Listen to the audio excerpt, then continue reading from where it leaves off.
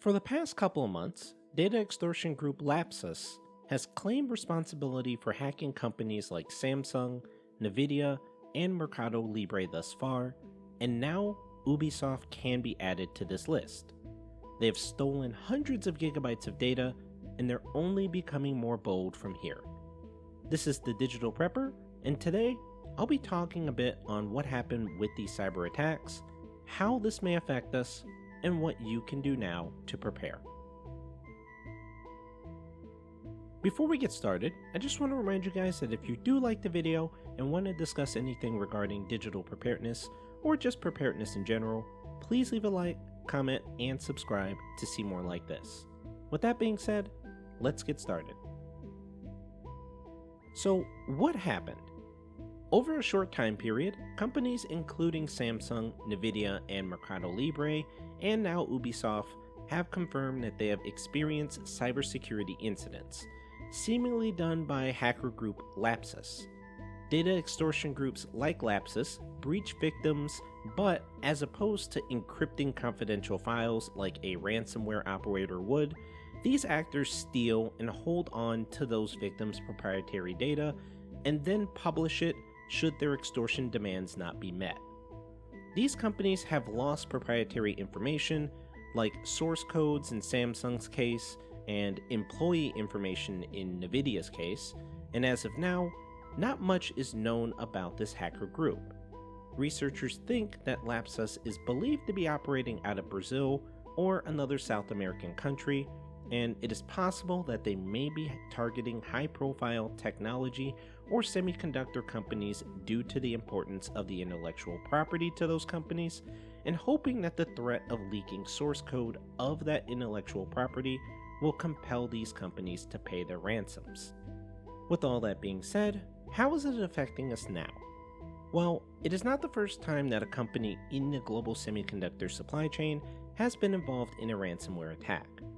After a 2018 cyber incident hit Taiwan's semiconductor industry, the global chip and cybersecurity community started working more closely to strengthen new manufacturing standards. Seeing the current supply chain issues affecting things like the semiconductor industry, these cyber attacks can have a major impact on this, and these companies will need to take additional steps to secure their information. Even more, releasing source code for things like Samsung's smartphones and NVIDIA's graphics cards can allow other hackers to figure out ways to bypass certain protections on those devices that were previously hidden. For example, the leak from Samsung allegedly includes details about the company's trusted applet in Samsung's Trust Zone environment, responsible for sensitive tasks such as hardware cryptography, binary encryption, and access control, and may include source code for Knox, which is Samsung's proprietary security and management framework that is present on most of its devices.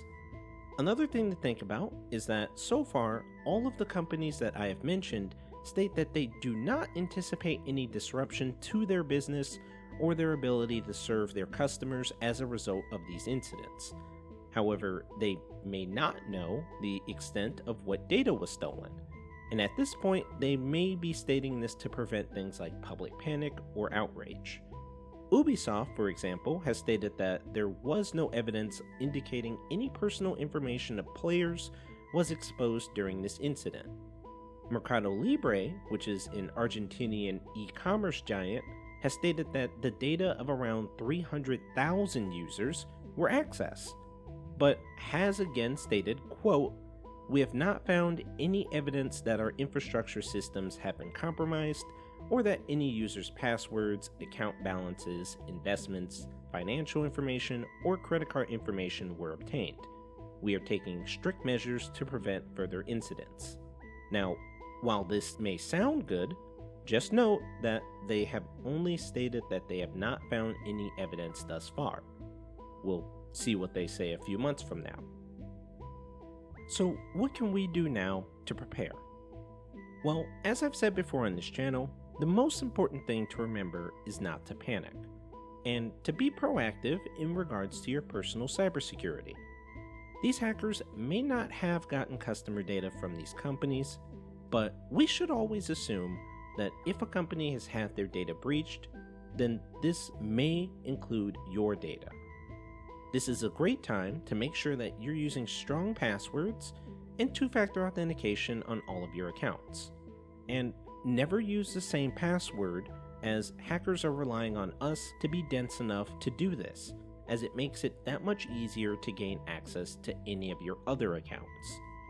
Do be aware of social engineering and be on the lookout of suspicious messages on social media, as well as phishing emails and text messages.